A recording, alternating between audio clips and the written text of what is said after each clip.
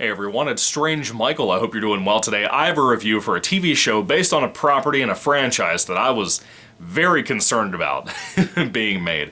Of course, the previous thing we had was a remake, and I think that was 2019 when that came out? 2018, 2019, somewhere in there. But before that, we had the 2017 film Cult of Chucky that this follows directly to, even though it loves the entire franchise. Of course, Don Mancini's back.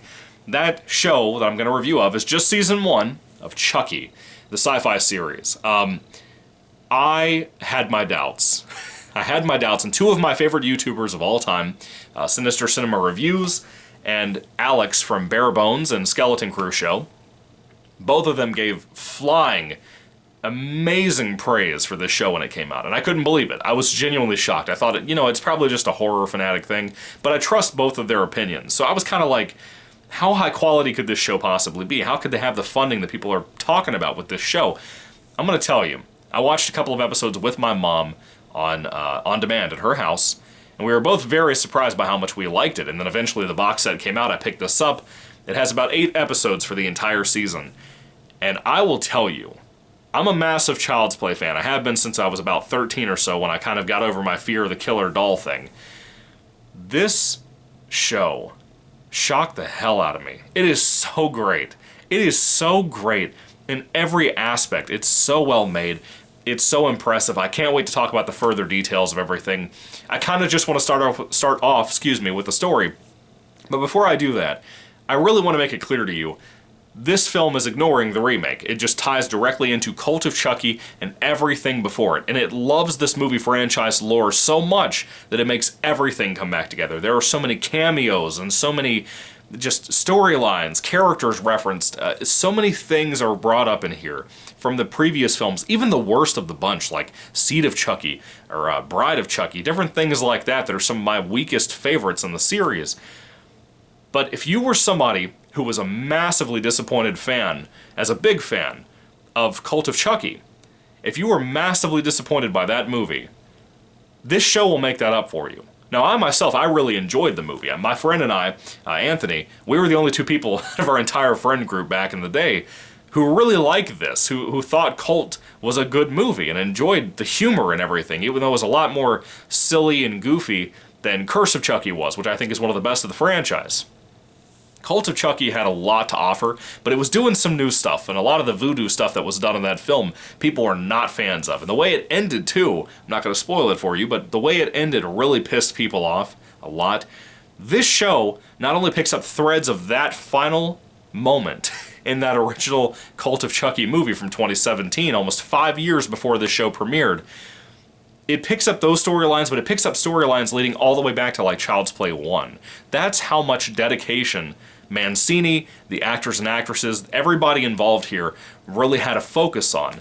And I kind of wondered when this show was coming out, how are they going to take Chucky and turn it into an 8-episode series without ruining it? I started getting flashbacks to when CW was going to try to do Friday the 13th, and I'm like, they're going to make 30-episode long seasons, and they're all going to suck. It's all going to be lackluster crap most of the time after the second, or probably the first season.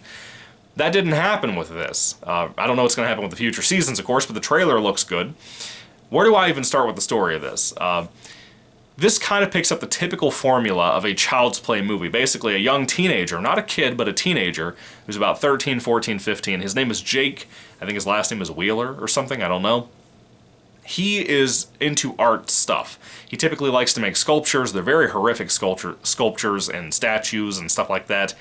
And he goes to yard sales and stuff to pick up different parts of, like, baby dolls and that kind of thing to make this really horrific statue he's currently working on. And he lives with his dad. His mom is dead. He lives with his dad, and his dad's an alcoholic, but he's not, like, a typical always drunk alcoholic. Does that make sense? I don't know how to explain it. But he and his dad have kind of a strained relationship. Jake apparently had come out gay to his dad. And his dad, it's not like he hates him or anything, he just kind of is disappointed by that, I guess. And I like the dad character, and I like Jake a lot, too. I think the actor playing Jake does a really solid job. I think he needs more stuff to work with in the script. He kind of gets that after the first episode, and throughout the season he develops more and more, and I like him further in the season.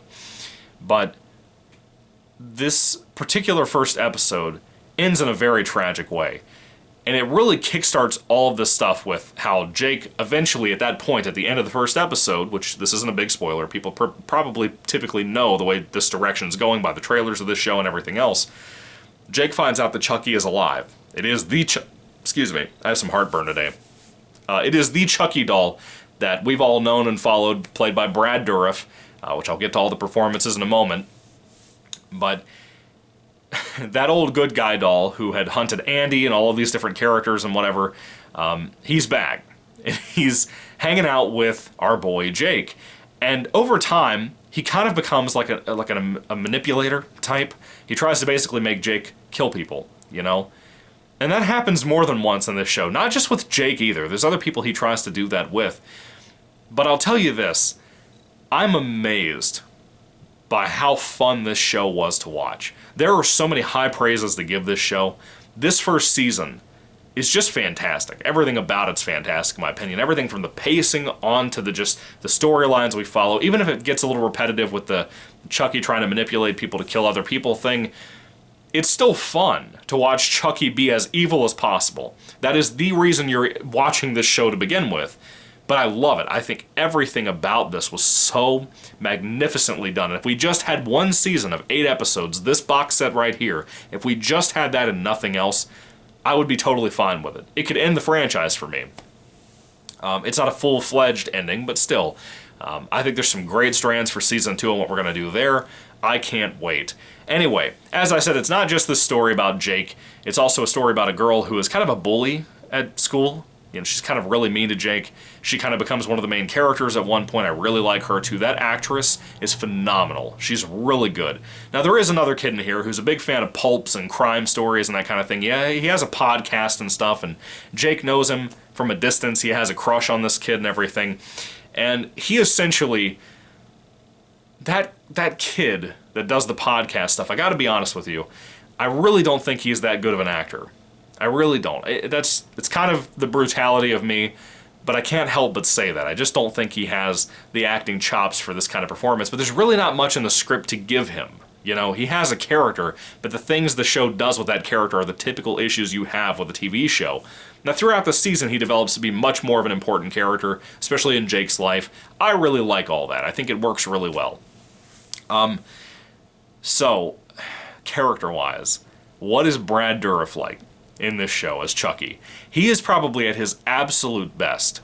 Now, as actors and actresses get older, their voices change, they get a little bit slow. If you haven't seen Last Man Standing's last couple of seasons with Tim Allen, I still am not sure if he had a stroke in real life or if it was just a choice to make Mike a little bit more calmer as a character. I don't really know, but Brad Dourif has never had that issue. Being as old as he is, still playing Chucky, being maniacal, evil, laughing as loud as he possibly can. He is amazing in this show. It might be one of his best performances of all time, but it is, just in general, his character. Even when I saw Mark Hamill playing Chucky in the remake, I enjoyed that. It was fun, it was cute, it was sad. But Brad Dourif's total evil nature in this character, channeling through it, is just fun, it's crazy, and it's insane. Now, we have some other actors and actresses that I don't want to spoil for you that come back in this show for their other storylines that kind of come in from like episode 3 onward. It's all these ties back to previous movies, even before Cult. This show does a great job with balancing all of that. It does a great job with knotting all of that together in one big strand. And I love that about it. I think it does it masterfully. Most shows can't pull this off, you know?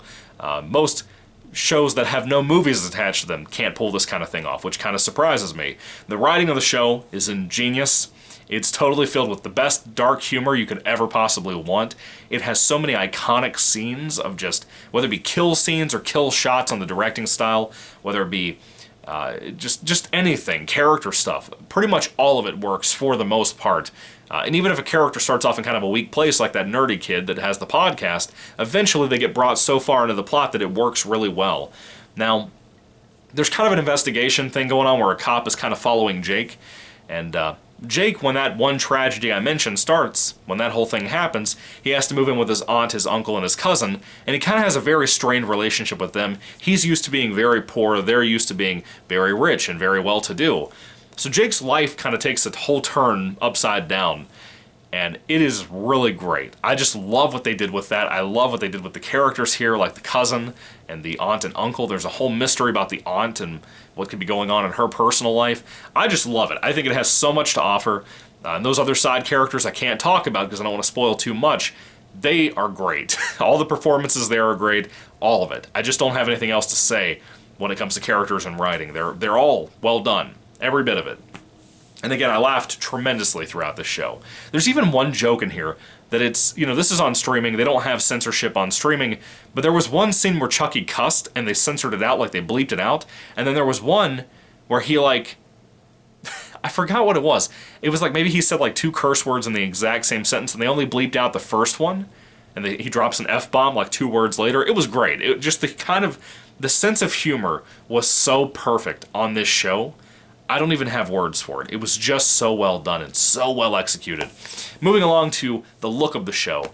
Aesthetically, as I said, for the directing style, the sets, everything. There's a little bit of neon here and there. There are party scenes and stuff that just, the way they're filmed, the way they're shot, are beautiful. They just work so well.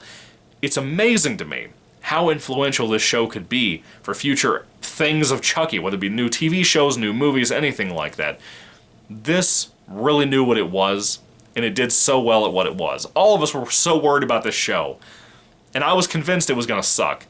But again, the look of it, the acting, the writing, all of that shocked the hell out of me. I couldn't believe how great this was. And now, we have some CGI in the show. We have a lot of practical effects, mind you. Whether it be with Chucky or with gore or anything like that. But we do have like CGI gore and blood here and there. We do have some CGI of like, at one particular point there's a shot that's done, and you're supposed to be seeing Chucky's face in the eye of, or in the shine of a knife, right after it's killed somebody. And you can't possibly get that in real life without having extreme struggles with camera and lighting and everything else.